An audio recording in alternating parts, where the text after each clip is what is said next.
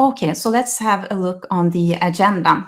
So this evening, I'm going to talk about key strategies and how you can create engaging content for your social platforms. And we're going to have a look on different social media platforms and also on different applications that you can use for creating content. And then we're going to have a look on search engine optimization and how you can monitor and analyze your online presence. And then in the end, I'm going to show you how you can edit your photos in the optimal conditions. And then we're going to end the session with a Q&A session. And for those of you who are dropping in now or later, this webinar is recorded, so you will all receive a replay link. So if I'm going too fast, or if you want to rewatch it, there is the possibility to do that. And so for those of you who don't know me, my name is Solli. I'm a photographer and videographer from Sweden, based in Paris. And I'm also a Nikon and Calibrite ambassador, and these are a few of the brands that I work with. And if you want to see my work, I'm present on a few online platforms. So I have 2 different Instagram accounts. I started with my travel Instagram account that you can see to the right. So there I'm posting pictures from Paris, but also from my trips. So it's more related to landscape photography. And then during the pandemic, when I started to do food photography, I started to post the food photos in this Instagram account, but I saw that the engagement rates dropped. So I realized that maybe food was not very interesting for the people who were following me on my Instagram account. So I decided to create a new channel, and there I post my food photos, but also from hotels and when I do product photography. So I keep them separated. And I also have an online portfolio and a blog. And I also started a YouTube channel during the pandemic where I share tutorials in food photography.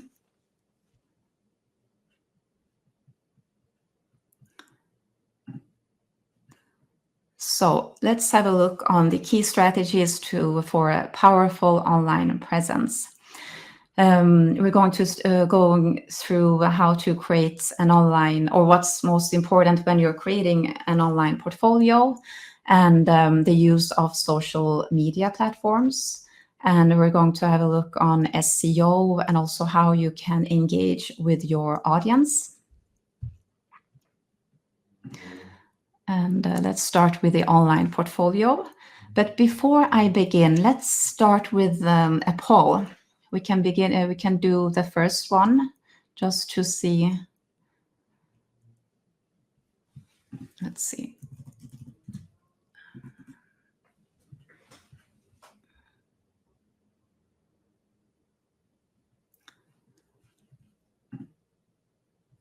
So we have. Okay, so now you should be able to see the question, and that is, what platform do you use to showcase your photography? So do you have a website or online portfolio, Instagram, TikTok, Facebook, or LinkedIn? Let's see. So the majority are having a website, portfolio, or maybe you have many of them, but which one do you find most effective to showcase your photography?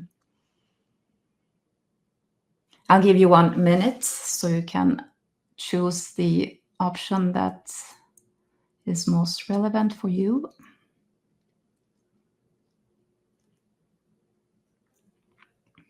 Nobody selected TikTok. That's interesting. And 0 on LinkedIn. So we have a few that chose Facebook. The majority have selected websites and portfolio, 33% Instagram, and then a few on Facebook. Let's see if we have a few more that will participate. 10 seconds left.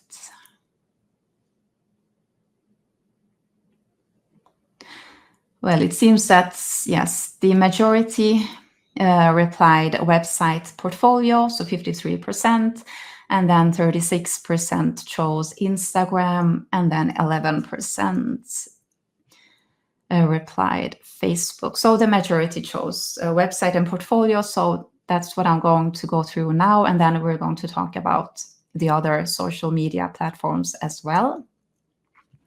So I'm going to show you the results. Great. So when you create your online portfolio as a photographer, if you're shooting different themes like I do, it's very important to categorize and your photos. So make sure not to showcase all of them on one page. Make sure to divide them into different categories. For example, here I have, you have to click on each image. So I have one category for restaurants, one for table art, one for flowers, to make it easier for the visitor to find exactly what they're looking for. So for example, here you'll find all my food photos. And then I have another page here where you can see all the pictures that I have taken at hotels and other interiors. And then we have this one where you can see all my landscape photos. And that's very important to save the time of the viewer. They shouldn't waste too much of their time if they're looking for something specific or just want to see your work in a special category. And what else? So it's very important to have an about page where you tell the visitor about you and the photo gallery that I just mentioned, and your contact details. And that's something I often see people, they have very beautiful online portfolios and everything is perfect, but there is a very important detail that is missing, and that's the location. Sometimes I don't know where the photographer is based. They don't mention the city or the country. And that's very important when you have an online portfolio to write, but also for the SEO and when people are looking for a photographer on Google, so they know where you're based. So make sure to write that. And even if you're available to travel worldwide, it's good to write at least in what country you're based in. So make sure to include that detail. And then it's also nice to have some quotes or comments from your clients because that builds trust. And it's also good to create a blog section or a news section where you can add, if you're having exhibitions, for example, or if you're organizing workshops, or if you're attending a special event. And yeah, I'm going to talk about the blog later too, but make sure to have this section too to update your content and always have something new on your portfolio. And then, yeah, it's also good to have a list of clients that you have worked with or that you're working with, and the work you have done for them, because that's interesting for potential client when they're looking for a photographer, so they can see what you have been what you have done for other clients. It's also important that you're having a responsive design. It should be easy. It should be a very user-friendly experience for the visitor on your website. So they should be able to access your portfolio on the laptop, but it should be as easy on their mobile and or on their iPads. So make sure that you opt for responsive design when you're building your online portfolio, and make sure that it's easy to navigate. It should be very easy to find, the information that the person is looking for, and make sure to update it regularly. And here you can see, for example, I have separated all the editorial work that I have done, so I don't mix it with the photos. So I have just scanned the pictures from the magazines where I have been published and kept them in a separate category. And let's see how you can create compelling content to attract and retain followers. So one tip is to create tutorials. And like I mentioned earlier in this webinar, during the pandemic, when I was locked down in my apartment, I started to learn how to make videos, and I created my online YouTube channel. And there I recorded a few tutorials on how on food photography, where I shared some tips. And that worked very well. You can see this is an episode that I did on composition guidelines, and it had almost 10,000 views. So, and it's a great way to drive traffic to your website as well, and to also show to potential clients, if you also are a videographer, to show what you can do. So it's a great way to showcase your work. Another tips is to share behind the scenes. And it's something that I see more and more today. But when I started back in the days, there were no behind the scenes. So it was difficult to imagine how food photographers were working. But I always try to remember to put my phone on record mode and record and film myself when I'm shooting. And then I have some content that I can create a short video and post it as behind the scenes content, for example, on my, so these I have published on my Instagram account. So it's very short videos, and you can also publish them on YouTube, or if you have a TikTok channel. So here to the right side, you'll see that's behind the scenes where I was doing a dark and moody photo. And then in the center, you can see behind the scenes when I was doing a stop motion animation, and you can see that I'm tethering. There is a USB cable attached. And to the left, it's me setting up the entire scene. So these scenes are very interesting, and it can attract both clients, but also followers. Or if you're organizing workshops, then people can see how you're working, and they might be interested in having a one-to-one with you, or join one of your workshops. So don't hesitate to share how you're working. And it's very easy. I mean, just set up your phone and film yourself, and select a few of the sequences. So it's not very complicated. And then there are other ways to engage with your audience, for example, on Instagram. And I'm going to show you a few things that I do quite often. So on Instagram, if you click on that small icon, you'll get access to all the stickers. And there you can select, let's see here, you can select the poll. So there you can ask your audience a question. So for example, here, I ask them, do you edit your images before publishing them? And then they can reply yes or no. And that's a very easy question. So the purpose is to engage people. So don't ask very complicated questions. It should be very easy questions, and because the purpose is to have many as possible to reply and engage. And another sticker that you can use is the quiz. So here I asked, guess the name of this park.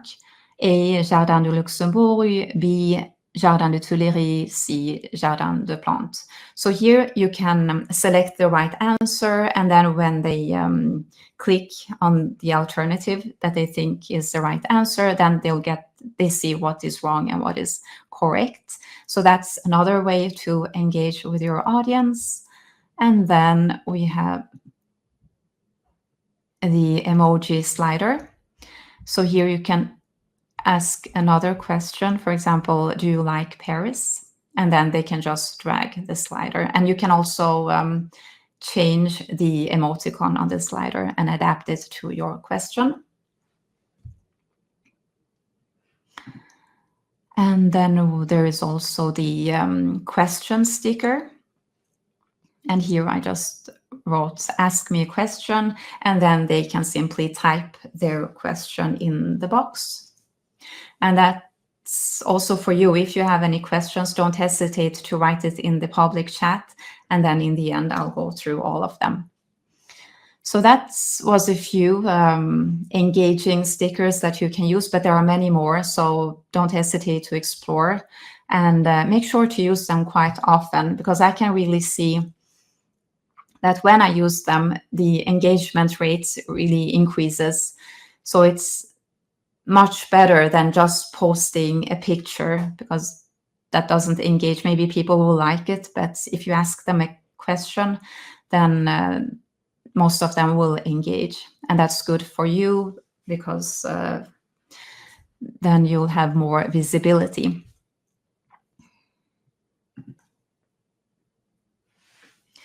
And then there are many different social media platforms that you can use as a photographer. And sometimes it can feel overwhelming. But let's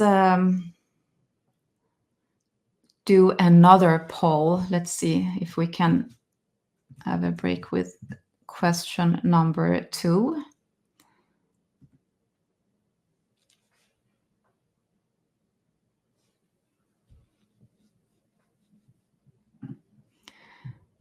So what is your biggest challenge in building a strong online presence as a photographer? So first alternative, growing a larger following. Number 2, consistently creating engaging content. And 3, managing multiple platforms effectively. Let's see what you're answering.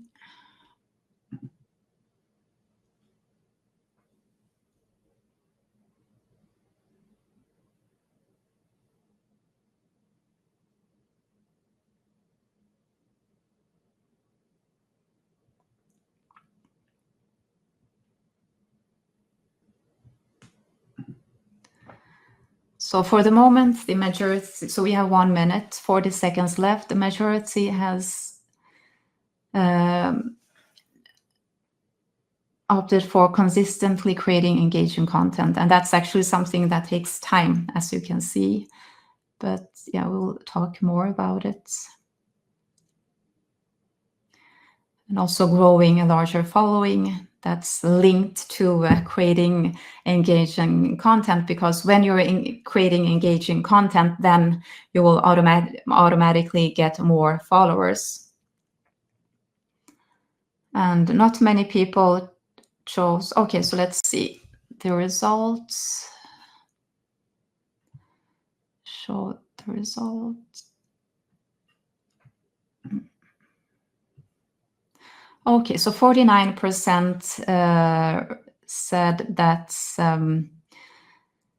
they find it challenging to create engaging content, and then 36% replied that they find it challenging to grow a larger following, and 15% to manage multiple platforms effectively. Okay, so let's talk about the different platforms. So here I have mentioned a few. So we have Instagram, Threads, TikTok, Facebook, Pinterest, and LinkedIn. So these are 6 social media platforms that I'm going to talk or just present now, because it would take me hours to talk about one and each of them. I didn't include Twitter, because I'm not using it as a photographer, and I don't find it very interesting as a photographer to use. So I excluded it from this list, but I did add a thread. So let's start with Instagram. So on Instagram, it was launched in almost 24 years ago. And it's a social media platform where you can share photos and in the past few years also video content.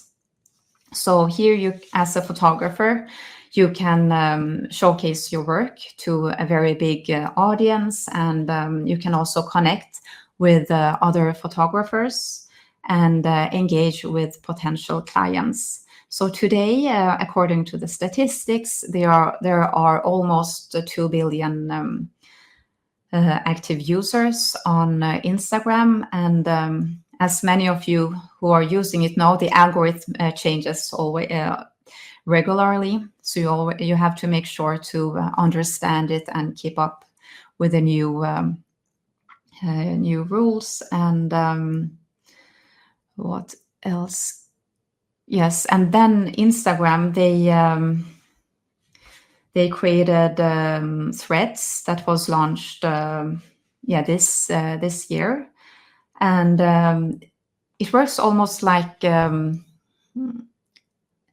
Twitter, but you can post images as well.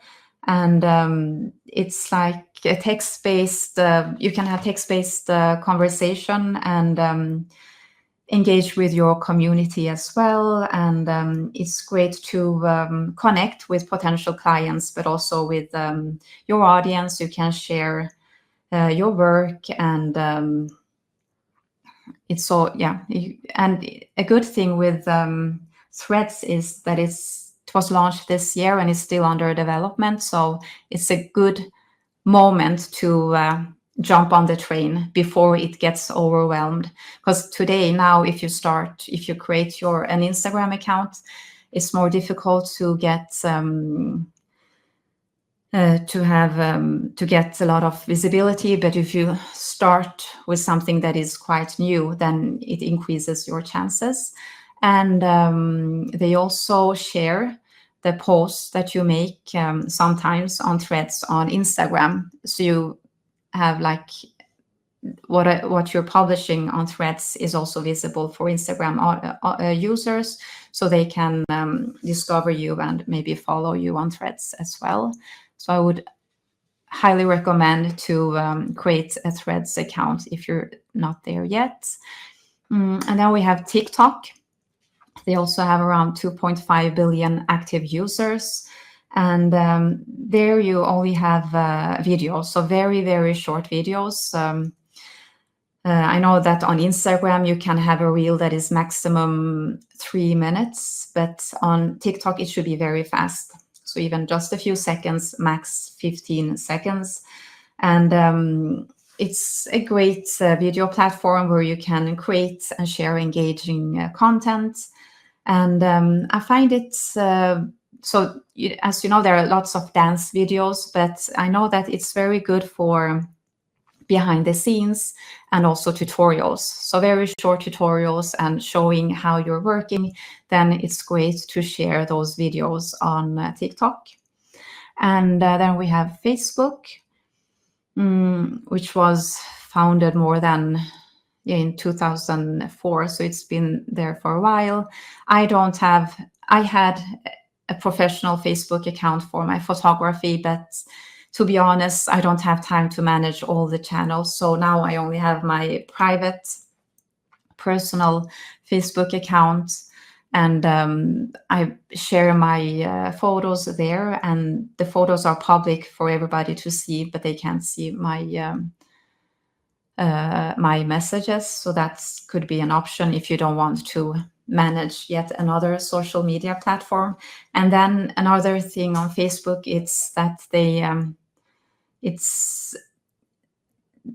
you won't have a lot of visibility unless you're sponsoring your posts.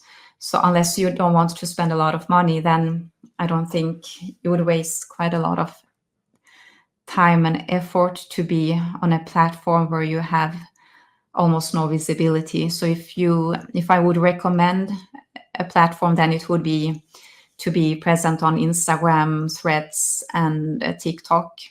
But also Pinterest is a great platform to showcase your work, because there you can be discovered by clients as well. And it's you can share your entire portfolio, and it will be shared by others, and they can create their albums. So it's a great way to showcase your work and finding potential clients.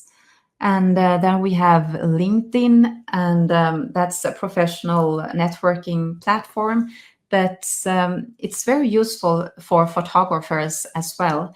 And it's great to showcase your skills. You can showcase maybe not your entire portfolio, but if you've been working with a client, you can share the best pictures, and that way you'll get noticed by other people as well. Maybe a potential client. It's a great place to network with to connect with other photographers, but also with agencies, and to explore job opportunities. So don't underestimate LinkedIn. So it's not only for work, but it's great for photographers as well. And let's have a look on the apps that I'm using for creating content.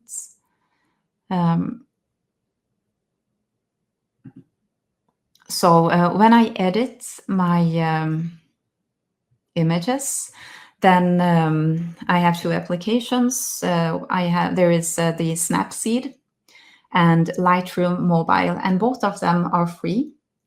So you don't need to pay anything. And I'm just going to show you quickly the front and the interface. So this is Snapseed, and it's been developed quite much the past year. So here you can do all the basic things like editing the brightness, contrast, and you can also work with the curves, and there are filters. So you can do many things with Snapseed, and it's very easy to use. And then you also have Lightroom. Lightroom, I would say, is more advanced editing, because here, apart from all the basic editing, you also have access to create masks. So that's very interesting. And then you also have the remove tool. So I really like that. So if you want to do some more advanced editing, then you can download and work with Lightroom Mobile. But apart from the editing applications, there are many, many more applications to edit your content. So we have, for example, CapCut, which is a great video editor. And there is in Stories, where you can create animated stories using your photos. We have Canva, where you can create creative assets. So it could be both prints and everything for online social media platforms. There is also Unfold, that is also for social media content, and Adobe Express, that is also for creating assets, and it's very similar to Canva. So CapCut is something that I use when I edit my videos and photos on my mobile. So that's what I have on my mobile. And then I also have Canva and Adobe Express. And before I was using InStories and Unfold too, but I don't have them anymore. So they have a free version and a paid version. And to have access to most of their templates, you have to pay. CapCut is also, I'm using the free version.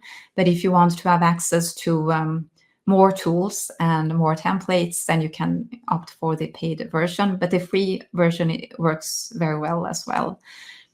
And I wanted to show you how, because if you're a photographer and you don't do any video at all, and as you know, on Instagram, they valorize video content, and especially reels, then it's a bit complicated if you don't do any videos. So what I usually do, I do videos, but I also do create videos using my photos. And I'm going to show you step by step how I do that using CapCut. So I'm going to show you the video now, and then let's see, we have it here, videos.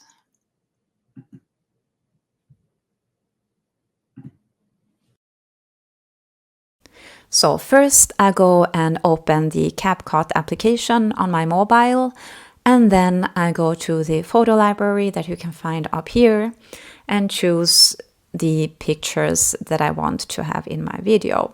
So here you can see that I'm selecting one image by image, and I think I'll have around 13 images, and then I click on add. And here you can see that all the images, they've been imported, but the duration of each sequence is 3 seconds, which I think is a bit too long. So I click on each image, and then using my 2 fingers, I drag them together and make until they reach the duration of 2 seconds, like you can see here. And I do that on each image. And if you have the application on your desktop, I think there is, under the settings, you can select all the images and edit the duration. But here you have to do it one by one. But if you only have around 10 images, you'll see that it goes quite fast. And this is the last sequence. And here you can see in the end there is a black sequence with CapCut, and that's something that you can remove by just selecting it and clicking on delete. And you can easily drag and drop the images and place them where you want. So you just need to select them and then just drag them. So here, for example, I want to change the position of the picture with a dog. So I just click and drag it till the end. And then I go through the images, making sure that they have the right dimension. They should all be vertical, but I see that one image is not, which is this one. So I click on it and drag the image and make sure it covers the screen. And then I think it's fine. You can see that there is no real transition between the images.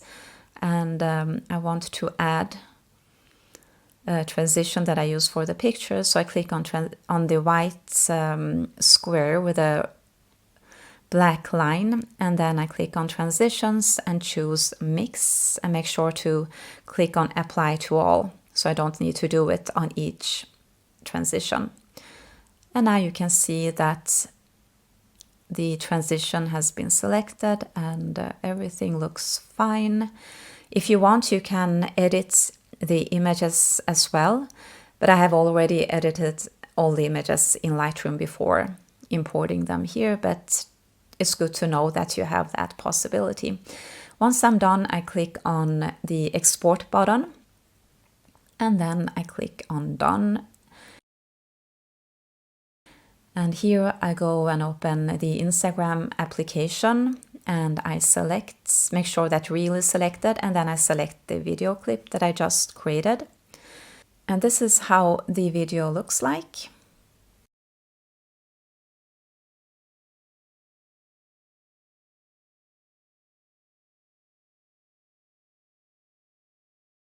And I can add an audio by clicking on the audio icon here.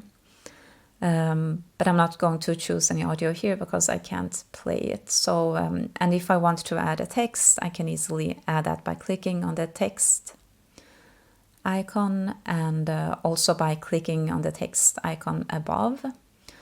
So there are lots of possibilities, and you can add the music by clicking on the music icon above as well. You can add stickers, and you can edit the video here too by adding a text, and you can also choose where in the video that you want to have your text displayed. So maybe you don't want to have the text during the entire video, but only in the beginning. So you can just write your text, and then you will just click on the text here below, and just by using your 2 fingers making the sequence of the text shorter. And then you'll see that it will just be visible in the beginning of the video, but you can of course drag and drop it where you want in the video. And once you're done, you can choose the cover image, either by selecting one from the sequence of in your video, or by adding one from your camera roll. So here I'm just selecting one from the video, and I think I'll choose this one here maybe. I would go with this one, and then I go to profile grid and make sure that it's centered, because it's not nice when it's in your feed and you just see the bottom or the upper part of your image. So make sure to center it. And here you can add a caption. You can also add a poll and your hashtags, and I always add the location too.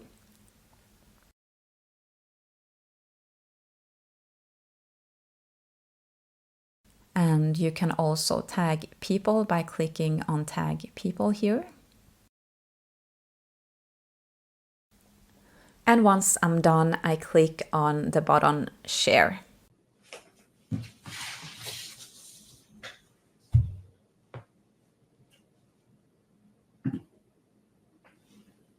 Okay, so that was a very, very short video on how you can create a video using your photos and to create more reels on your Instagram accounts. I hope it was clear. If you have any questions, we can take them in the end of the webinar. Let's see. And then we're going to talk about SEO. So search engine optimization, which is very important if you want to rank high in the search engine results. And it's crucial if you want to increase your visibility and attracting more organic traffic. And it's very important for us photographers because it helps potential clients to find our portfolio. And I'm using SEMrush. It's very small here, but I just wanted you to see how it looks like. I'm using the free version. They also have a paid version, but here at least I can do a few search. Well, the search is limited on keywords, but I find the free version is working for me. But if you want to do more searches, you can opt for the paid version. But it's great for keyword research, and there are many other tools that you can use it for. And as I mentioned before, it's great to optimize your website and make sure that the title and the meta description and your header includes the relevant keyword. And it's also important to create valuable content on your portfolio, or on the website where you have your portfolio, like I mentioned earlier in the webinar, to maybe have a section where you can have a blog or news, or you can share tutorials. Because the more valuable content you share with including the relevant keywords, it will improve your ranking. So make sure to add some valuable content to your portfolio as well.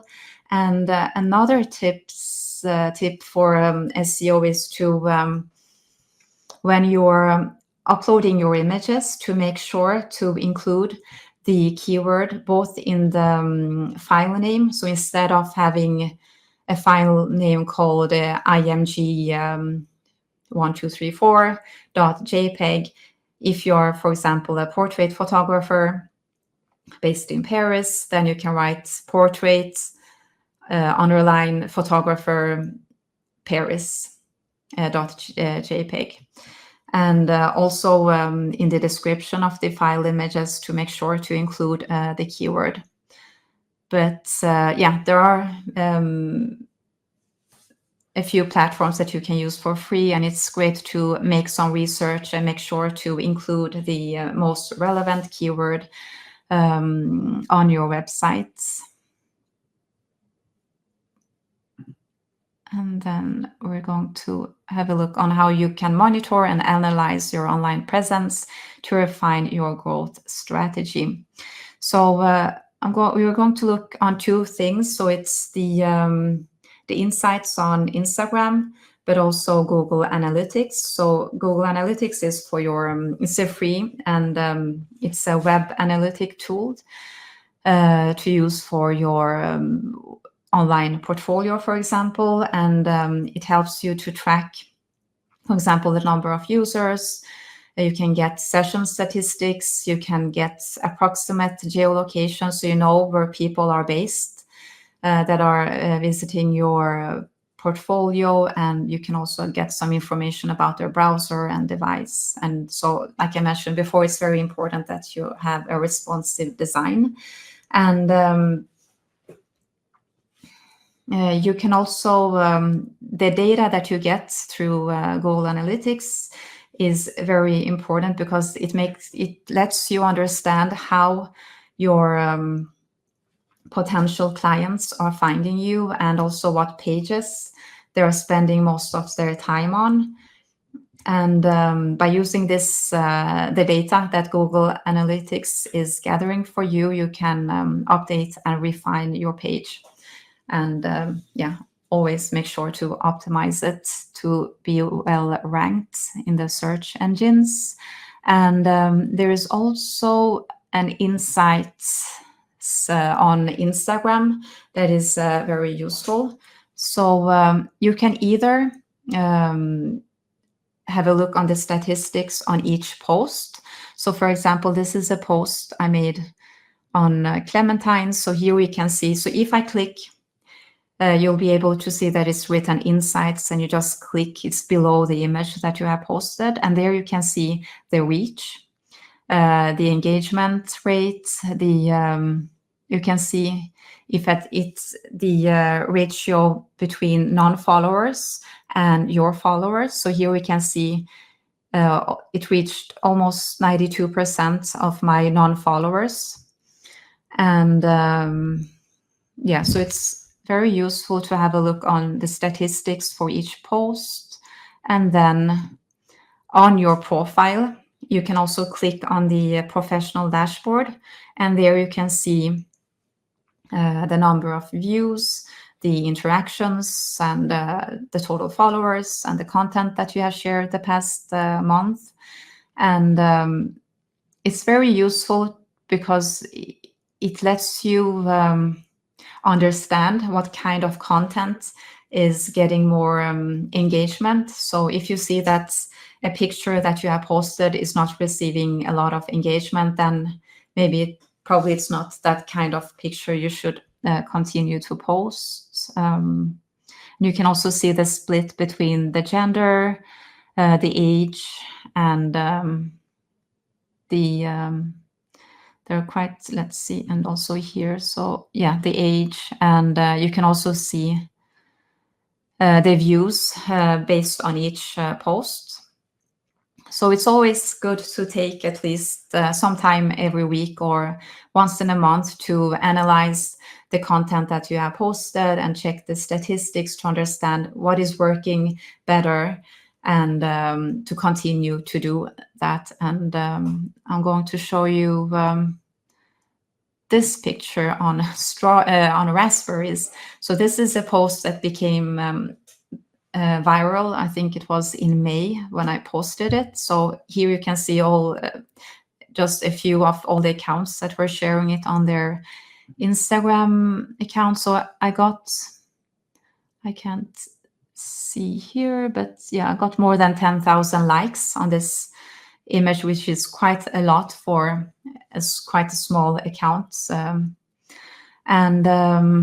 Let's see, I got more than 10,000 likes. And here is some statistics. You can see that the almost 96% of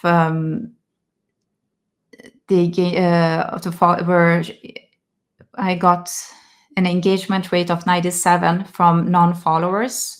And you can see how many comments I got, and also the profile visits. So I got more than 1,000 profile visits from these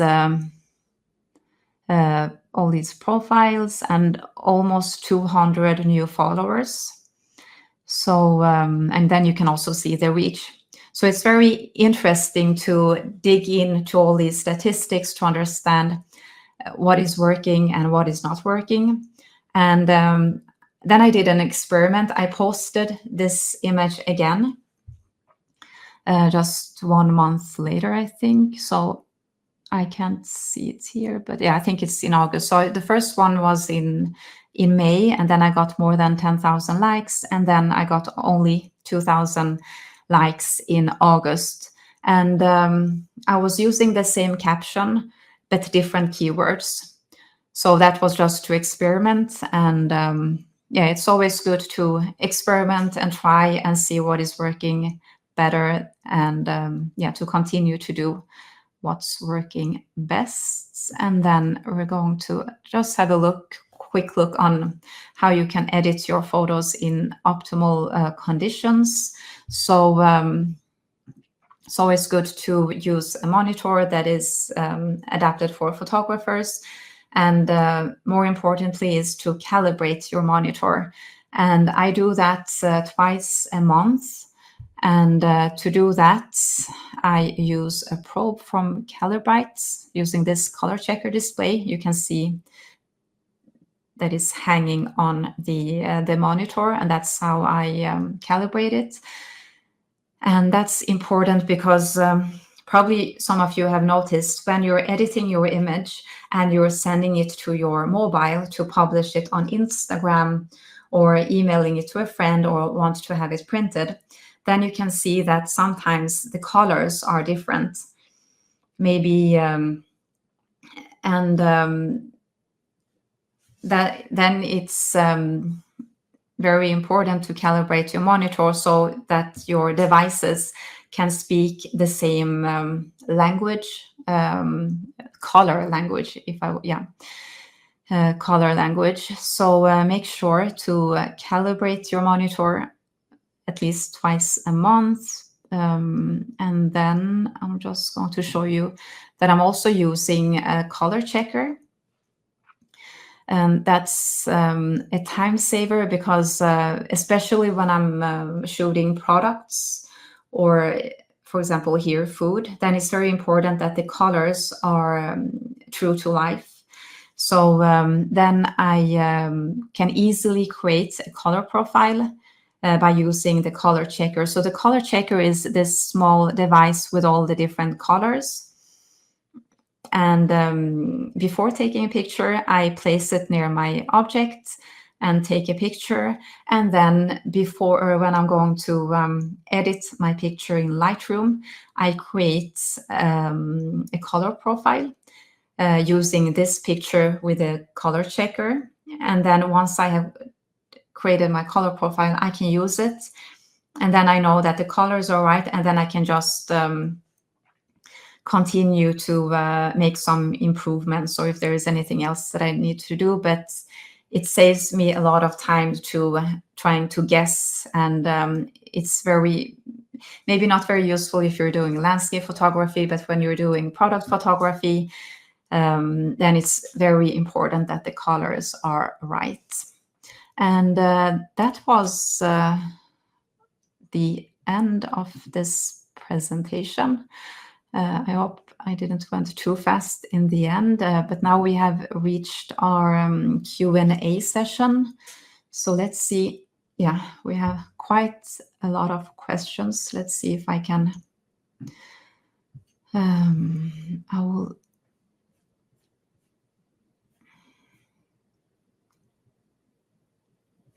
I will just scroll up, and you can keep adding questions if you have any questions. Let's see.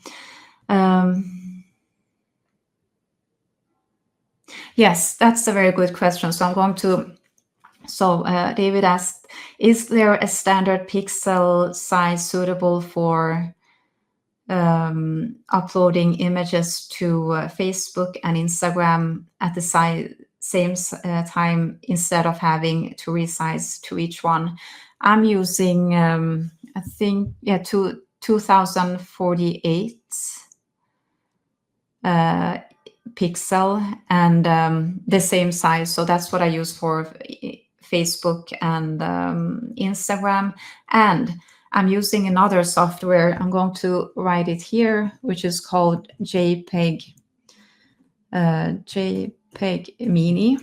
Oh, let's see, JPEG Mini. So that's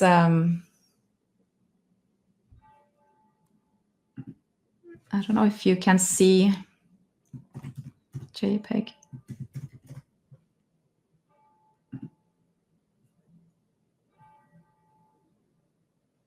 Yeah, I hope you can see what I wrote in the chat. So I wrote JPEG Mini. So that's a software.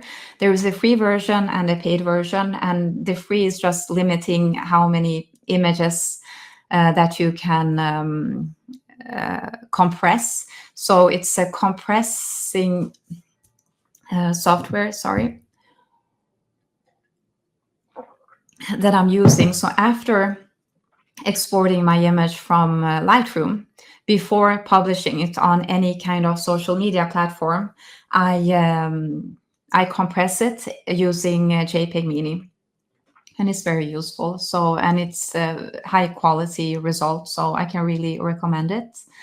And then we have another question. What are the rules if you take photographs of products or brands that contain copyrights? And how would you display these photos on your portfolio or website with or without permission? Well,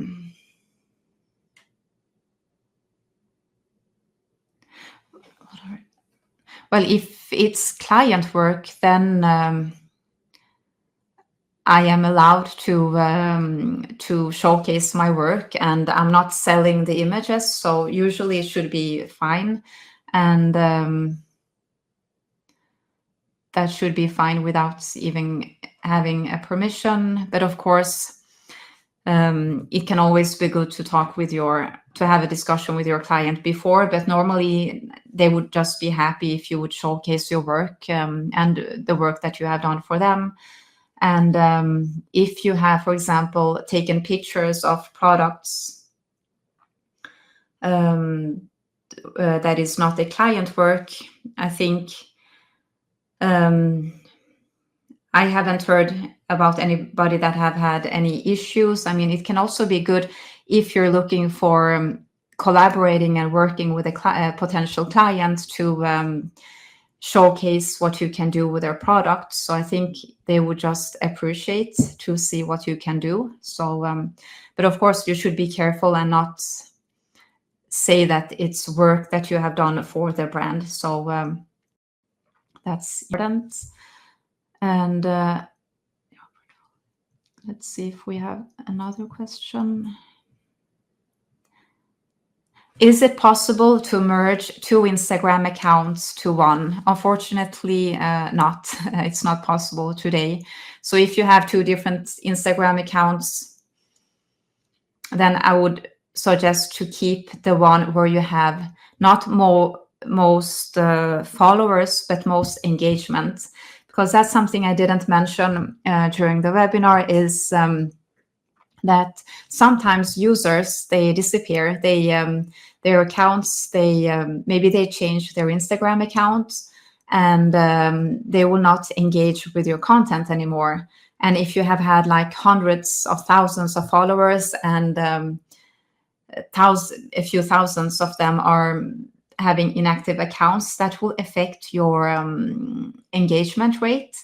So it's difficult to know what accounts are inactive, and it's nothing that I can find out by just going through the followers.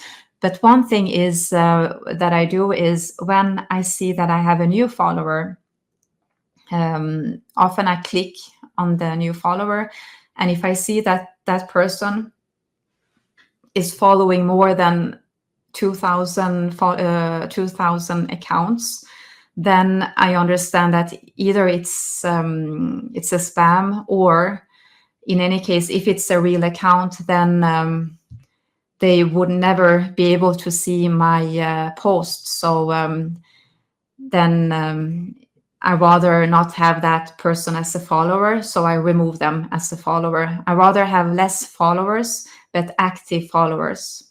So I try to clean up among my followers, because it's very important for the engagement rate. So you should aim to have active followers and not have a lot of followers when maybe many of them are inactive. And then let's see if we have other questions. Is it necessary to have a WordPress site to use SEMrush? Does it work with other providers such as Squarespace? Yes, you can. I mean, I'm using SEMrush for keyword search, and you can use it on any. I mean, you can use it to do your research, keyword search, and it doesn't matter if you're on WordPress, on Squarespace. Maybe they have a plugin. Maybe that's what you're referring to for the WordPress. So I'm not sure if they have a plugin for Squarespace. So that's something you have to look up with them. But for making basic keyword search, that's something you can do no matter what kind of platform you are on. And let's see if we have other questions. So how do you ensure your images are calibrated correctly if editing direct from your phone, or does the tool work on mobile screen as well? No, so it's not possible to calibrate the mobile phone, but I find, I mean, the mobile phones that we're having today, I think I haven't had any issues with the colors, so you can easily edit your images there. And but I would not recommend, I mean, to post on social media, that's perfectly fine. But if you want to print, then it's better to use your monitor and a calibrated monitor, and then make your prints from your monitor and not use your mobile phone. And then another question, do I need to plug the calibrator directly into my BenQ monitor, or does it need to be plugged into the computer processing unit? A very good question. No, so if it depends what you're going to calibrate. You can either calibrate your laptop. So sometimes I calibrate my the MacBook that I'm using, but then when I'm using my big monitor where I edit my images, then I just connect the probe to the BenQ monitor. So that's where it should be connected to. So the monitor that you're calibrating. And then we have a question from Andy. How much time do you spend on weekly, daily basis on social? Also, where do you find most of your clients come from, social or directly through the websites? Actually, I spend too much time on social. I wish I wouldn't need to spend so much time, but it takes a lot of time to create content and to be active on many different social media platforms. And there are platforms where you can schedule your content.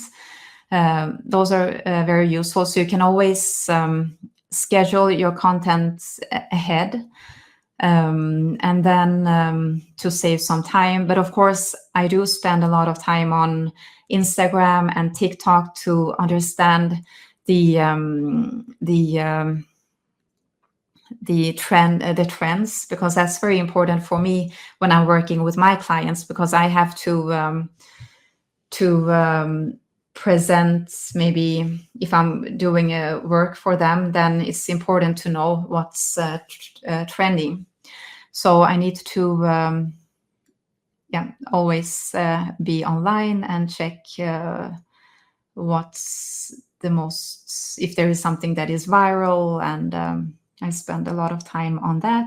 And the majority of my clients are actually coming from, well, most of them are from Instagram. So that's why I try to make sure to always post to maintain it, and because if you take a break, then the engagement rate will drop and even your visibility. So you should always make sure to post at least 3 times a week. I remember one time I took a break for 1 week, and then it dropped, and it took me at least, I think, 1 month before I reached the same visibility.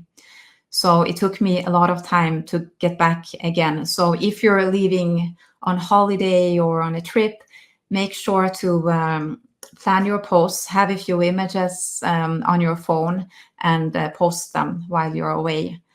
Because otherwise you will have to spend a lot of time to get where you were before you left, and that's a shame. Then let's see if we have other questions.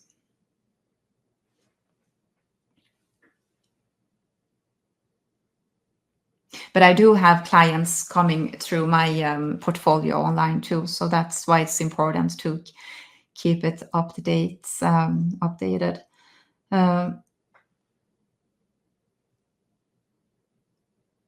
Where is your favorite place to travel to, and why is it the Lake District? Well, I think I live in the city that I love to travel to, and that's Paris. I think there is no other city that I love like Paris. But then, of course, I love traveling. I love Italy. I love to travel to the northern countries during winter time. And there are many countries that I haven't traveled to that I'm curious to travel to. So the list can be very long. But I don't have a lot of time to travel, unfortunately. Let's see if we have other questions. I think we have already. Let's see if we have. So I got another question about the probe. So yes, you have to. You should connect it to the monitor that you're calibrating. So that's correct. And let's see if we have other questions. So I'm trying to scroll. That's why it takes some time. So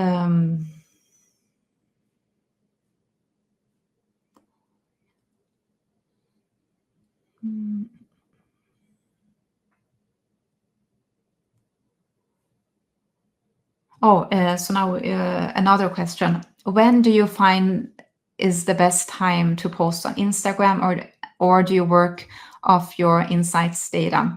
So yes, I don't think I showed you while we were going through the analytics, but yes, you can see in the insights, you can see where you have more engagement on the days and also the time. So, and it's something, I mean, you have to experiment and see what works best for your audience, because they can be different from photographer to photographer. But for me, I think I try to post, or when I post in the afternoon, just before the evening, I tend to have more engagement. And I would never post on a Friday evening or Friday afternoon or Saturday evening, because that's the end of the week and people are leaving their work, and they're not very they don't spend a lot of time on their mobiles. They try to maybe go out and meet their friends, so that's would not be the best moment to post. But otherwise, the other days I tried to post in the late afternoon. Let's see if we have other questions.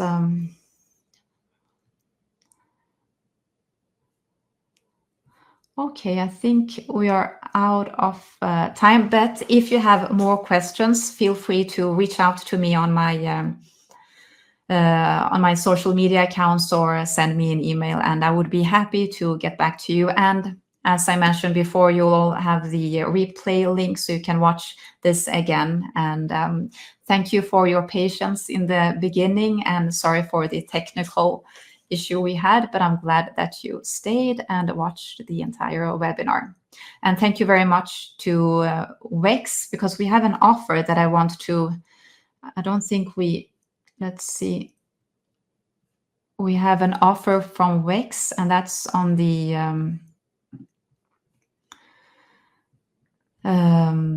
display HL devices.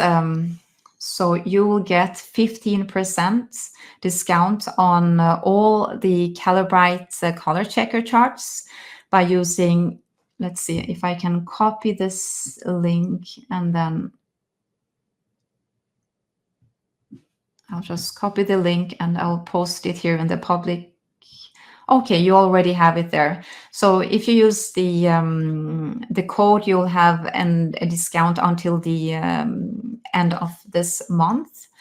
And yes, I think that was it. And you'll get the link too if you forget to copy it here, then you'll have everything sent to you by email. So thank you very much to all of you who attended, and thanks to Wix and Calibrite for sponsoring this webinar. Have a nice evening. Thank you.